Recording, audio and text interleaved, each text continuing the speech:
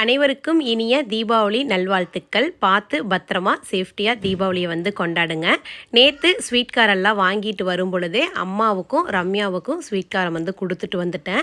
இந்த வீடியோ அடுத்த நாள் காலையில் எடுத்துக்கிட்டு இருக்கேன். ஆஃபீஸ் பிள்ளைங்க எல்லாத்துக்குமே ஸ்வீட்டு காரம், அது கூட நம்மளோட அந்த கண்டெய்னர் வந்து கொடுத்துருந்தோம் இல்லைங்களா, டீ காஃபி சுகர் கண்டெய்னர், அந்த கண்டெய்னர் அது கூடயே வந்து பார்த்திங்கன்னா தீபாவளி போனஸ் இது எல்லாமே வந்து பிள்ளைங்களுக்கு கொடுத்துட்டோம். தூற்றுபவர்கள் தூட்டட்டும், போற்றுபவர்கள் போட்டட்டும், நம்மளை ஏமாத்துறவங்க ஏமாத்தட்டும், எது எப்படியா இருந்தாலும் நாம் நம்மளுடைய வேலையை பார்ப்போம். எண்ணம் போல் தான் வாழ்க்கை அப்படிங்கிறத நான் வந்து நம்புகிறேன். ஸோ நம்ம எண்ணங்கள் சரியாக இருந்தால் நம்ம வாழ்க்கையும் நல்லாயிருக்கும். தீபாவளிக்கு உங்களுக்குமே ஒரு சூப்பரான ஆஃபர் வந்து கொடுக்கலாம் அப்படின்னு தான் நினச்சிக்கிட்டு இருந்தோம். இந்த தீபாவளி டைமிங்கில் கொரியர் வந்து கொஞ்சம் வரதுக்கு லேட் ஆனதால் அந்த ஆஃபர் வந்து கொடுக்க முடியல.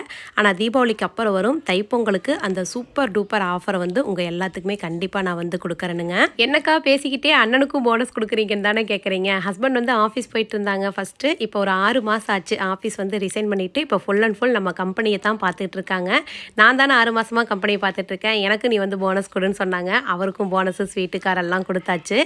நான் நிறைய பேத்துக்கு கொடுத்து சந்தோஷப்பட்டேன். ஆனால் எனக்கு நிறைய பேர் சர்ப்ரைஸாக இந்த கிஃப்ட்ஸ் எல்லாமே அனுப்பிச்சி வச்சுருந்தீங்க, ஸ்வீட்டு காரம் எல்லாமே. எனக்கு அதையெல்லாம் பார்க்கும்பொழுது ரொம்ப ரொம்ப சந்தோஷமாக இருந்தது. என்னடா இத்தனை கொரியர் ரிசீவ் ஆயிருக்குதே அப்படின்னு பார்த்தா நிறைய பேர் தீபாவளிக்கு எனக்கு கிஃப்ட் அனுப்பிச்சிருந்தீங்க. தேங்க்யூ ஸோ மச்சுங்க. எல்லோரும் பார்த்து சேஃப்டியாக தீபாவளியை கொண்டாடுங்க. ஹாப்பி தீபாவளிங்க.